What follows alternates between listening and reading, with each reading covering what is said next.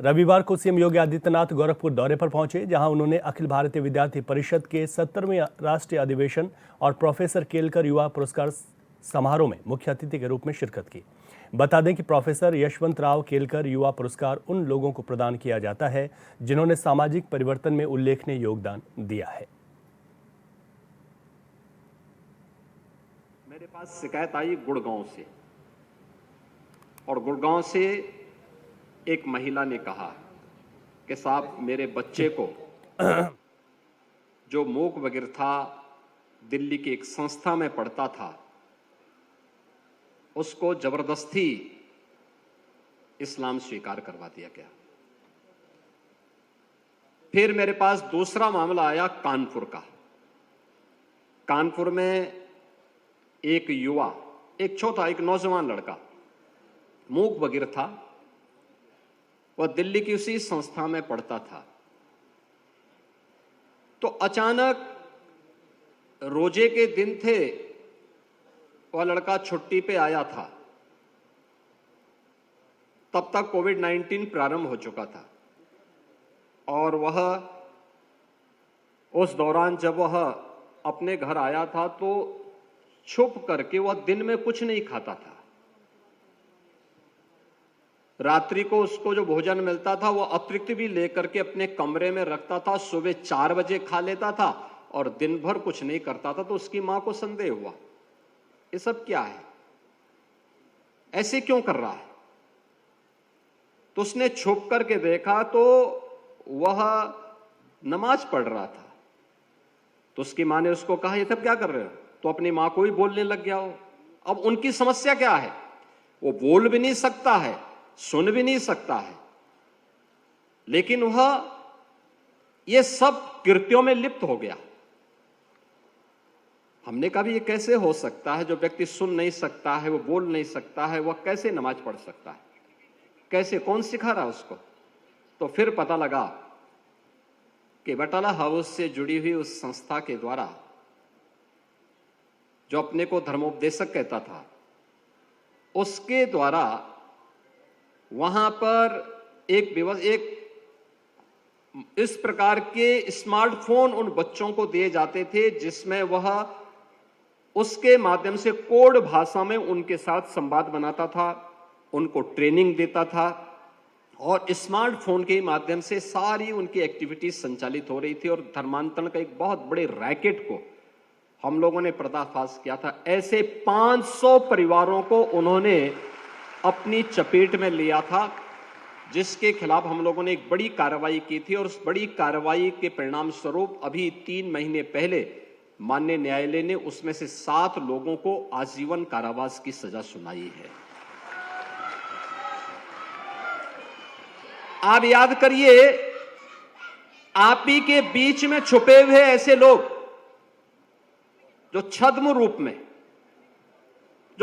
रूप में धर्मांतरण की राष्ट्र विरोधी गतिविधियों को संचालित कर रहे हैं। लेकिन हम लोग ये मानते हैं कि ये लोग सपोर्ट कर रहे हैं। वे सपोर्ट नहीं कर रहे हैं, वे सेवा की सौदेबाजी कर रहे हैं।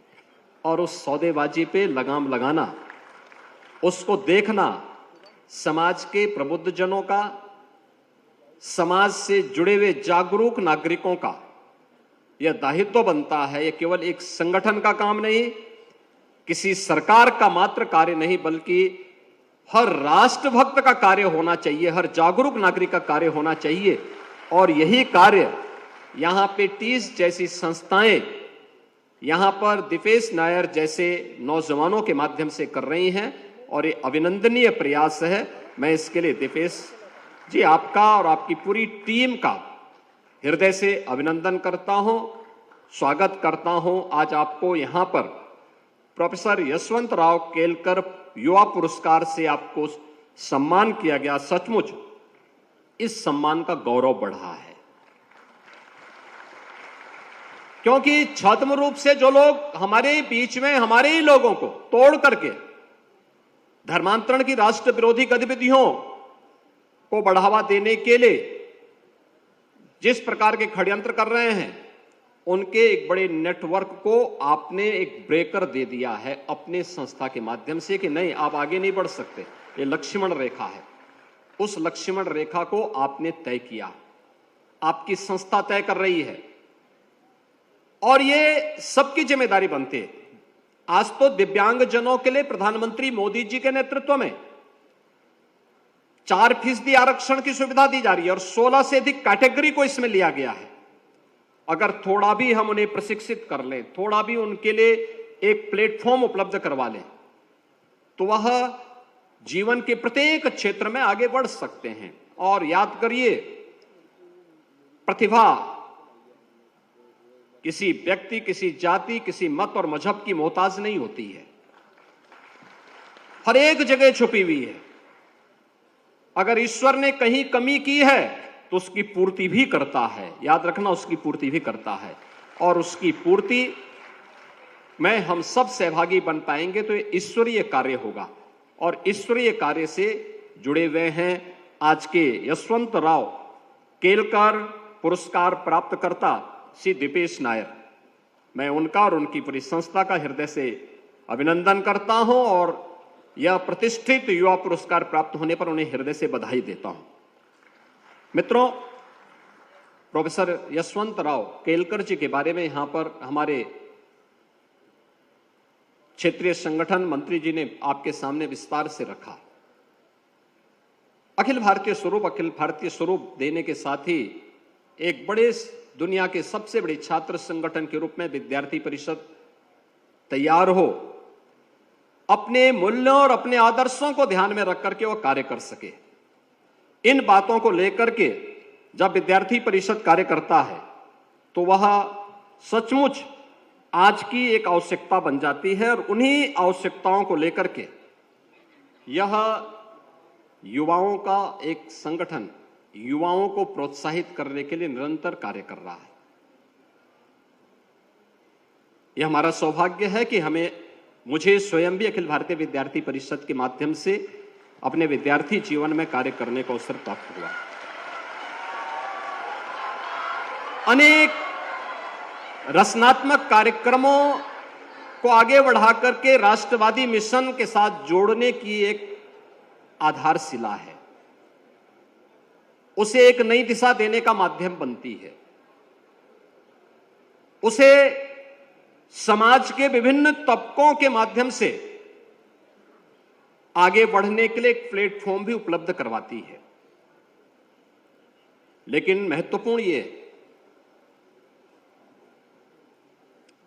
कि अखिल भारतीय विद्यार्थी परिषद छात्रों के, युवाओं का एक सबसे बड़ा दुनिया का संगठन है, तो हमारे सामने सबसे बड़ा प्रश्न ये उठता है कि वास्तव में युवा कौन है। जब युवा की हम चर्चा करते हैं, बहुत सारे मुद्दे हमारे बीच आते हैं, बहुत सारे बातें हमारे सामने आती हैं और मैं इस पे अक्सर चर्चा करता हूं। आप पूर्वी उत्तर प्रदेश में हैं। 1857 की क्रांति, प्रथम स्वातंत्र समर को आगे बढ़ाने वाले,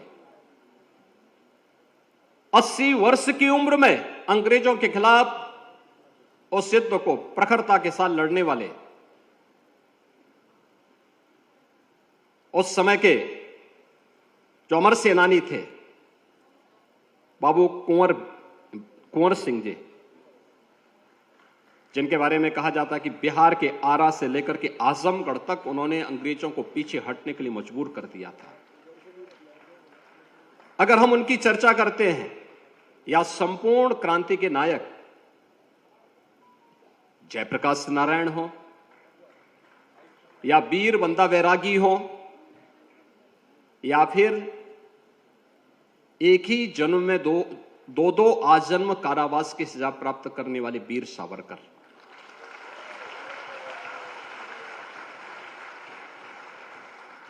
यह भी तो युवा ऊर्जा के ही प्रतीक थे। उनकी आयु नहीं, उनकी शारीरिक अवस्था से नहीं, बल्कि उनके द्वारा दी गई प्रेरणा युवा ऊर्जा की ही प्रतीक थी। अक्सर हमारी शास्त्रीय परंपरा में जब हम बात करते हैं तो हमारे देश में जो शास्त्रीय परंपरा है वो ये मानती है कि 2 वर्ष तक के बच्चे को हम शिशु कहते हैं, 5 वर्ष तक के बच्चे को हम कुमार कहते हैं और 15 वर्ष तक के बच्चे को किशोर कहते हैं, लेकिन 16 वर्ष से लेकर के 40 वर्ष तक की उम्र वही होती है जो युवा ऊर्जा की प्रतीक मानी जाती है, और यही युवा ऊर्जा हम लोग अक्सर मानते हैं। और यही कारण है कि यह ऊर्जा जब भी अंगड़ाई लेती है, जिस राष्ट्र के पास इस प्रकार की युवा ऊर्जा होती है, प्रतिभाशाली युवा ऊर्जा होती है, वह उस राष्ट्र के उज्जवल भविष्य की गारंटी भी होती है। और इस दृष्टि से भारत सबसे सौभाग्यशाली राष्ट्रों में है कि दुनिया का सबसे युवा देश भारत है। 56% आबादी हमारी युवा है, और वह युवा जीवन के प्रत्येक क्षेत्र में आज कार्य करते हुए देश को एक नई दिशा देने का काम कर रही है। जब हम युवाओं की बात करते हैं तो आप शास्त्रों का, पुराणों का और इतिहास का अवलोकन करेंगे तो आपको लगेगा कि जब भी अंगड़ाई ली है तो युवा शक्ति ने ही ली है। याद करिए रामायण काल को। उस समय प्रभु राम ने एक संकल्प लिया था, उनको वनवास हुआ। उन्होंने देखा कि राक्षस जंगल में, वनों में ऋषि मुनियों को मार रहे हैं, वहां के वनवासियों, गिरवासियों का शोषण कर रहे हैं, प्रताड़ित कर रहे हैं। ऋषि मुनि को मानने का मतलब, उनको प्रताड़ित करने का मतलब, वनवासी गिरवासियों को प्रताड़ित और शोषण करने का मतलब क्या था? भारत की ज्ञान की परंपरा को अवरोध करना, भारत के शोध और इनोवेशन के कार्यक्रम को बाधित करना, और वनवासी और गिरवासियों को शोषण का शिकार बनाने का मतलब था भारत की एकता को खंड खंड में विभाजित करना। और तब भगवान राम को एक संकल्प लेना पड़ा था कि निस्सरहीन करो मही भुज उठाए प्रण कीन। यानी इसका संकल्प लेने वाले प्रभु राम हो, या फिर कंस के आतंक से त्रस्त मथुरा को भयमुक्त वातावरण देने वाले, उस भयाक्रांत से मुक्त करने वाले, परित्राणाय साधुनाम विनाशाय च दुष्कृताम का संदेश देने वाले प्रभु श्री कृष्ण, या फिर पूरी दुनिया को निर्वाण का संदेश देने वाले, या अप दीपो भव के माध्यम से अपने अंदर के ज्योति को देखने की प्रेरणा प्रदान करने वाले भगवान बुद्ध हो या महावीर, इन सबके जीवन को ले, या फिर आदि शंकराचार्य मात्र 32 वर्ष की आयु तक जिए थे। मित्रों, अगर आप युवाओं की स्थिति को देखें, वीर अभिमन्यु महाभारत के सबसे ऊर्जावान युवाओं में है। जब 7 महारथी उन्हें घेर रहे हैं तो वीर अभिमन्यु की आयु मात्र 16 वर्ष की थी। 16 वर्ष का एक युवा महाभारत के युद्ध में अपने शौर्य का परिचय दे रहा है, और एक नहीं, कई कई कौरवों के महारथी घेर रहे हैं उनको। तब जाकर के वह वीर अभिमन्यु पर तब भी वह विजय प्राप्त नहीं कर पा रहे हैं। यह स्थिति उस कालखंड की थी। या फिर 1.25 लाख से एक लड़ाऊं तो गोविंद सिंह नाम कहाऊं, खालसा पंथ के संस्थापक गुरु गोविंद सिंह जी महाराज।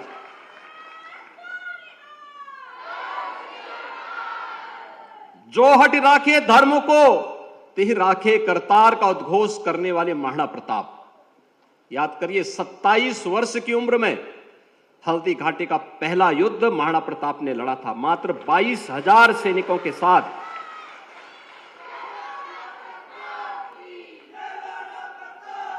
महाराणा प्रताप की उम्र क्या थी? 27 वर्ष, और सेना थी 22,000 की। अकबर की सेना थी 1 लाख से अधिक। और लगातार 30 वर्ष तक महाराणा प्रताप इस युद्ध को लड़ते रहे और अंततः अपने सारे दुर्ग और किलों को उन्होंने अकबर से वापस लेकर के उस समय भारत के स्वाभिमान और सम्मान की, स्वदेश और स्वाभिमान का क्या परिचय होना चाहिए, यह उन्होंने करके दिखाया था। हिंदवी साम्राज्य के संस्थापक छत्रपति शिवाजी महाराज, ये सभी महापुरुष कौन थे?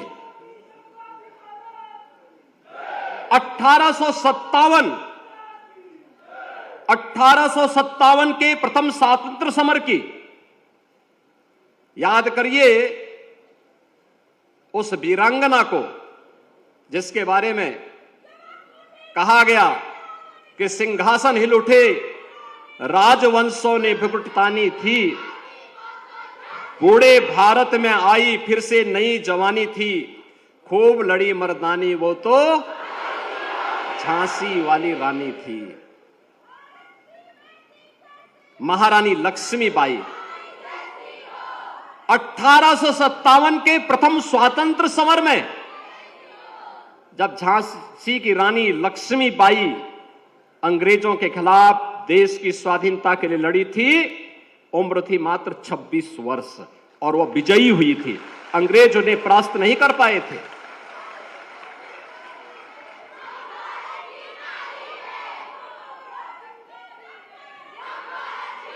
तुम मुझे खून दो, मैं तुम्हें आजादी दूंगा, इसका संदेश देने वाले नेताजी सुभाष चंद्र बोस हो या फिर हे इस भारतवर्ष में 100 बार मेरा जन्म हो, कारण सदा ही मृत्यु का देशोपकारक कर्म हो, इसका उद्घोष करने वाले काकोरी ट्रेन एक्शन के महानायक पंडित राम प्रसाद बिस्मिल, ठाकुर रोशन सिंह, अस्फाउल्लाह खां, चंद्रशेखर आजाद, राजेंद्र प्रसाद लाहिड़ी,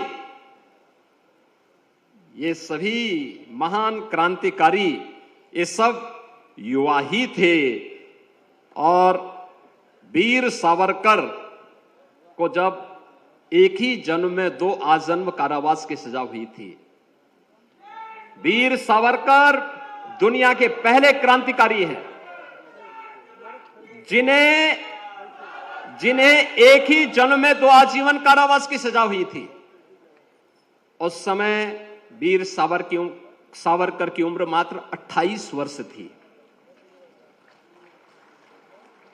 और याद करिए गुरु गोविंद सिंह जी महाराज के 4 साहबजादों को,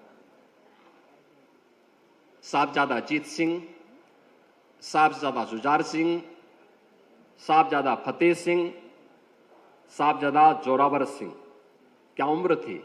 7 साल, 9 साल, 11 साल, 14 साल, यानी ये सभी उस उम्र में देश के लिए लड़ रहे हैं, धर्म के लिए लड़ रहे हैं और पूरी दुनिया के अंदर। और विद्यार्थी परिषद अक्सर उन कार्यक्रमों में सहभागी बनता है जिन्होंने पूरी दुनिया को संदेश दिया था भारत की वैदिक परंपरा के बारे में और कहा था गर्व से कहो हम हिंदू हैं।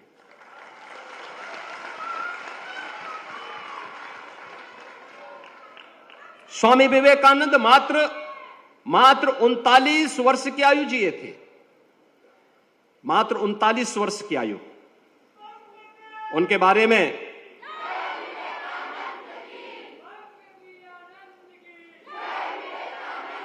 स्वामी विवेकानंद ने के बारे में गुरुदेव रविंद्रनाथ टैगोर ने एक बात कही थी।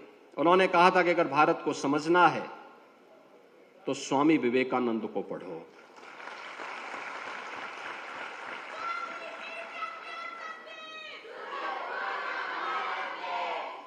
याद रखना, युवा केवल भारत में ही नहीं, दुनिया के अंदर भी जहां इस युवा ऊर्जा का सम्मान हुआ है, सही दिशा मिली, उसने अपनी प्रतिभा का लोहा मनवाने में कोई कोताही नहीं बरती। आज यहां पर हम लोग भले ही दिव्यांग जन के लिए कार्य करने वाली एक संस्था के को-फाउंडर को यहां पे सम्मान किया जा रहा है, लेकिन दुनिया के अंदर दृष्टिबाधितों की पहली जो प्रेस हुई थी ब्रेन लिपि में, वह उसके जो लुइस ब्रेल थे, उन्होंने मात्र 15 वर्ष की अवस्था में ब्रेन लिपि का आविष्कार किया था, मात्र 15 वर्ष की आयु में। आइंस्टीन के बारे में कहा जाता है कि 16 वर्ष की अवस्था में ही उन्होंने सापेक्षता के सिद्धांत की पुष्टि की थी, और न्यूटन के बारे में कहा जाता है कि 23 वर्ष की अवस्था में ही उन्होंने गुरुत्वाकर्षण के सिद्धांत को खोज डाला था। यह है युवा शक्ति। वह चाहे तो जहां चाहा वहां रहा, और मुझे लगता है कि अखिल भारतीय विद्यार्थी परिषद उसका एक सशक्त प्लेटफॉर्म बन सकता है, बना है और बन सकता, और मजबूती के साथ बन सकता है। लेकिन इसके लिए हमें प्रयास करने पड़ेंगे। इसके लिए हमें समय के सापेक्ष अपने आप को तैयार करना पड़ेगा, और वह है कि जब आप अखिल भारतीय विद्यार्थी परिषद की बात करते हैं तो पहले युवा ऊर्जा आ गई, युवाओं का संगठन भी है, लेकिन आपने अपना स्लोगन भी दिया है, ज्ञानशील एकता।